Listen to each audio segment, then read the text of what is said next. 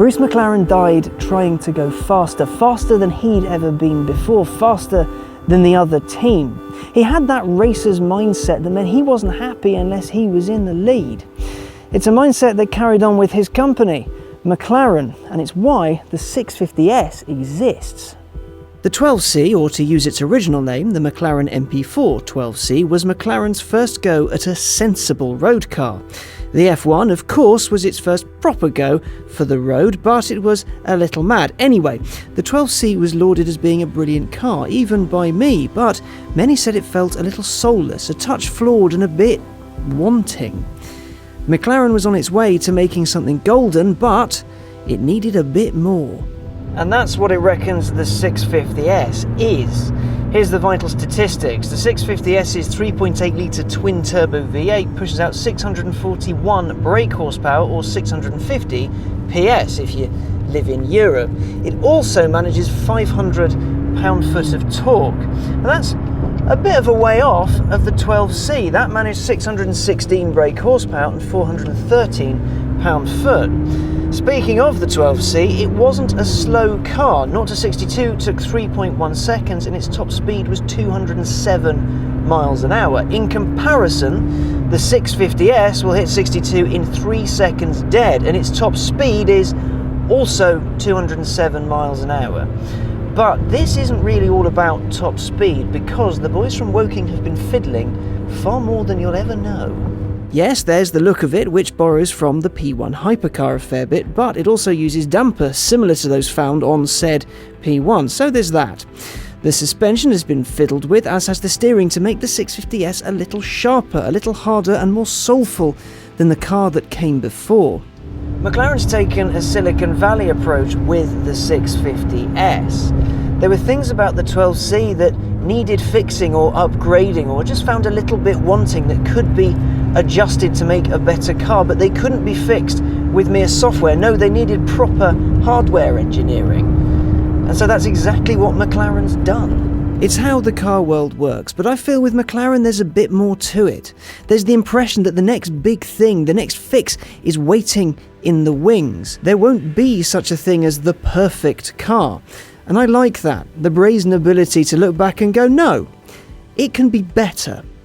And that's something old Bruce lived by. Now at McLaren's UK HQ there's this thing called the Boulevard, and along it are important race-winning McLarens from years gone by. And at the top of it there's a little red Austin 7. That car was bought for Bruce by his motorcycle champ dad so his son could go hill climbing. Unsurprisingly, Bruce was very, very talented. And so to get a competitive edge up the hill, he started fiddling with his Austin 7, doing things like flipping the suspension for an extra couple of tenths of a second.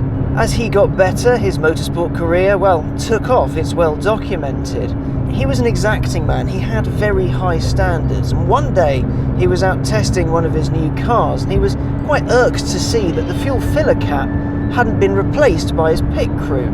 It was flapping about in the wind. Now, initially he was quite annoyed by this, but then did some man maths and figured, well, if I drive really quickly, the wind will go over the car and push it down. So he went quicker, but the wind didn't push the cap down. All it did was make it waggle more. It was just flapping all over the place. And this is when Bruce learned all about aerodynamics. He figured there was another airflow underneath the flap, and that was what was causing all the, flappiness. When he got back to the pits, he leapt out of the car, took some shears to it, and made his own aerodynamic adjustments, and then instantly started putting in better lap times. I like to think there was a similar eureka moment when the 650S became a thing. Someone went, but if we do this, and lo, McLaren decided it was better. Now, to put the car in context, the 12C was an incredible bit of kit. It wasn't showy or flashy though, it didn't scream money as, say, a Ferrari does. It was the start of a long journey for McLaren. The P1 was a massive leap, so the 650S should be leagues above. The 12C was a stunning car. It was brilliant. I adored it. It was everything I'd hoped it would be. Yes, people didn't think it was as good as a Ferrari or what have you, and maybe it was lacking in a few areas. Now, I've heard that the 650S is what it could have been if it was left simmering for a little longer. That's what's been said about it before.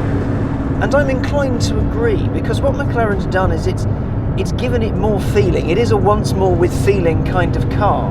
The steering's been adjusted. The dampers are those fairly similar, inspired by the P1 project. The front end, yes, it does ape the look of the P1. Yes, that's now a family face, but McLaren being McLaren, it's not there just to be pretty. It's functional. All the carbon fibre bits and all the grooves and what have you, that's there to add downforce to the car. This now has way more front end grip than the 12C did. Not that the 12C needed more grip, because it handled unbelievably well.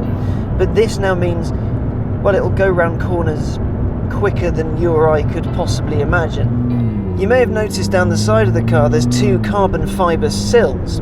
Those aren't there just to put a 650S badge on. No, those help guide air down the side of the car to make it extra slippery. The spoiler's been fiddled with as well. Now, it's already awesome because, well, it's a spoiler that goes up and down. You can use it as an air brake, so when you're really tonking it and then slam on the anchors, it will raise up completely. It'll go pretty much vertical from where I've been sitting. Only downside to that is when that does happen, it completely covers the rear window, so you can't actually see out the back. So if someone is quite close to you and you brake quite hard, by the time the spoiler goes down, they might be a bit closer than you'd imagined. It's a thinking car, this. It thinks for you, it works for you, to flatter you, to make sure that you can get the best out of it at any given moment. Twin that with McLaren's amazing ride. One of the best things about the 12C was its eerily serene ride. And you could easily, I reckon, just bimble around in one of these day to day. It shouldn't be too much of an issue. Apparently it's been tuned to be a little bit closer to track, because in the 12C it didn't offer quite as much supercar silliness as some owners would have liked. I want to talk about the way this car delivers its power. Press the active button, press manual, and then the car goes into your control. So I now have control of the gears. The gearbox is super sharp, super quick. Put it in third, find a straight bit. Jesus Christ! Good Lord, this thing is fast. McLaren doesn't do feeling. It doesn't do big, shiny, flashy emotion. It doesn't do it the Italian way.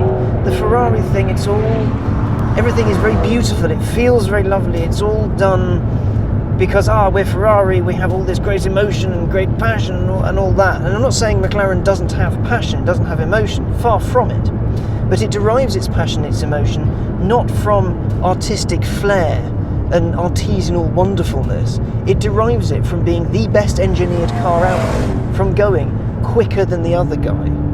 This is a function car. It's not a form over function. The function dictates the form, and it happens to be that the form is bloody pretty.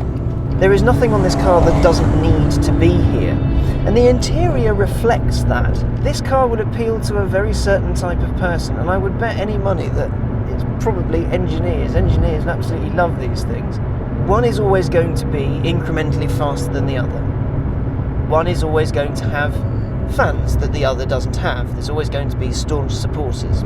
What I'm pleased is that there's that little race going on, that Ferrari is pushing McLaren, that McLaren is pushing Ferrari, that each one ups the game just a little further each time, so they can say, but we're faster than the other guy, because what that means is that the end product